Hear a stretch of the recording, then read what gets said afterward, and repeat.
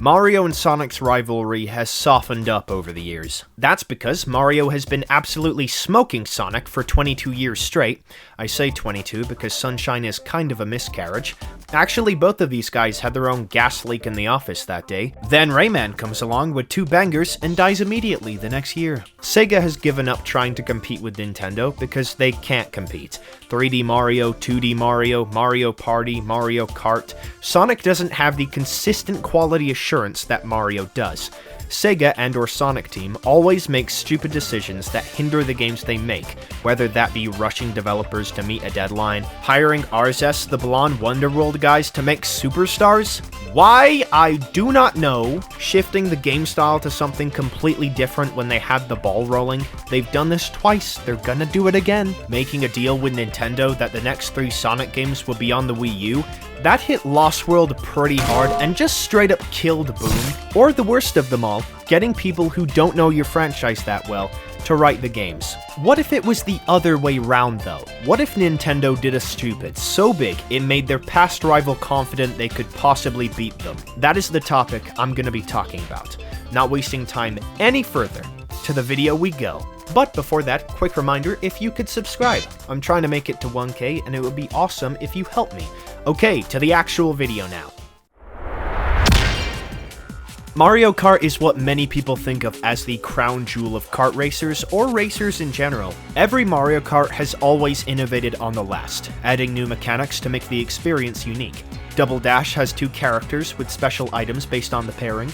Wii has bikes that can wheelie to go faster. 8 has the anti-gravity gimmick taken straight from Crash Nitro Kart, but done better. Sonic has had a fair amount of racing games. R, Riders, All-Stars, welcome additions. Riders using hoverboards was really creative and fitting for Sonic.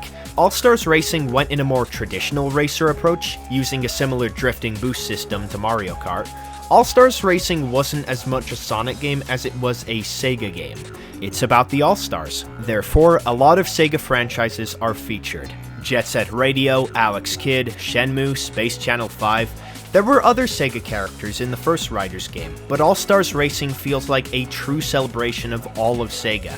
Transformed added in transformations, as the title implies. Flying and speedboating changed the style of movement to keep the races funky fresh. Wreck-It Ralph is also here for some reason. Sonic was in that movie, I mean he's on the DVD cover, so I guess?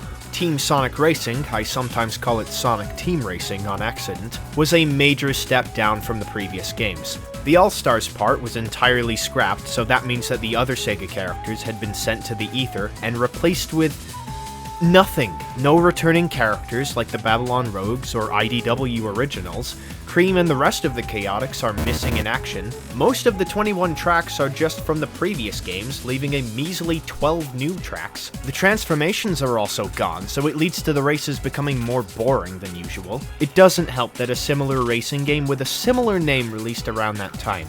Crash Team Racing Nitro Fueled was a very hyped up remake of the original Crash Team Racing. It outmatched Sonic Team Racing in every way. 34 tracks at launch, a dozen more characters to pick and choose from, updates after release that added more tracks, skins, and customization features. Sonic Team Racing didn't get any post-launch content. No new tracks, no extra characters. You are getting sent to the ether! Mario Kart 8 Deluxe stayed alive years after release thanks to its Booster Course Pass, showing how keeping a game living until the next entry builds more and more expectations. Sonic Racing Crossworlds, the newest entry in the Sonic Racing series, was announced this year. But hold on, to see how good it really is, we have to look at how Mario's equivalent doesn't hold up. With 7 years since Deluxe, and almost a decade since the last original game, expectations for the elusive Mario Kart 9, now Mario Kart World, were super high.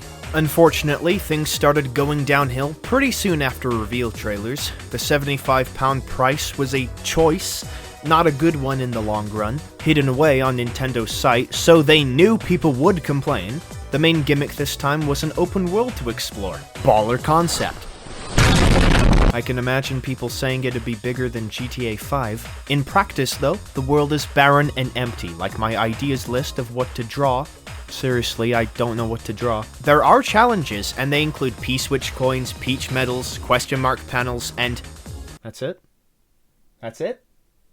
What? Where's the variety? You do in fact get something for completing everything though. It gives you a grand old go outside.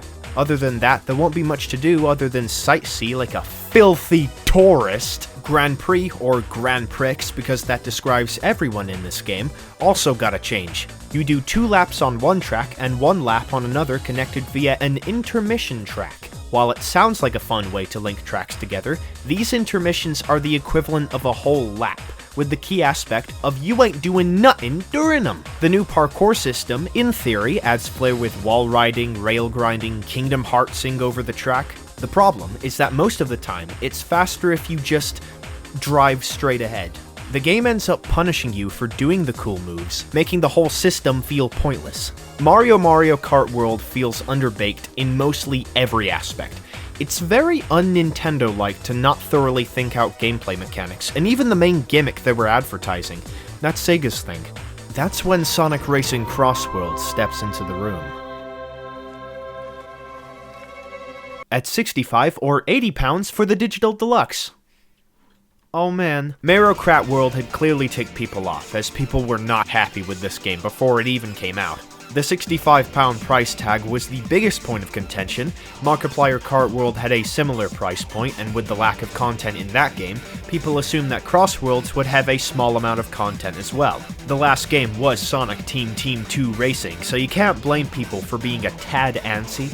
Racing Crossworlds a few weeks ago, at the time of writing this, had an open network test, or in simple terms, a demo to try out, and I'm gonna say it justifies the price. There weren't that many tracks, but there was a lot of variety. The gimmick with Cross World Illusion is Mario Kart World's intermission tracks, but done way better.